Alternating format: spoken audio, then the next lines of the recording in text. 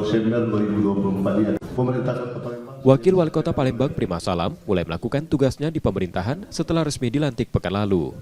Di kesempatan pertama menjalankan tugas di lingkungan pemerintah Kota Palembang, Prima Salam langsung mengumpulkan para pejabat mulai dari sekretaris daerah, asisten pemerintah, kepala badan, satuan, dinas, camat, hingga lurah.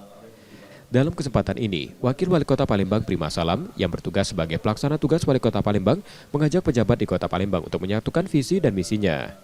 Prima Salam juga mengajak sejumlah kepala dinas yang ada di lingkungan Pemkot Palembang untuk menjalankan serta menyukseskan program 100 hari kerja yang dicanangkan Ratu Dewa dan Prima Salam. Banyak pokoknya insya Allah 100 hari kerja itu dari 100% janji politik kami, insya Allah 65% sampai 70% itu sudah realisasi. Karena saya janji dengan rakyat Kota Palembang, saya dan Pak Ratu Dewa, sebelum 2025 Desember insya Allah semuanya sudah terrealisasi. Prima Salam juga mengingatkan seluruh pejabat untuk menunaikan tugas demi kepentingan masyarakat Kota Palembang.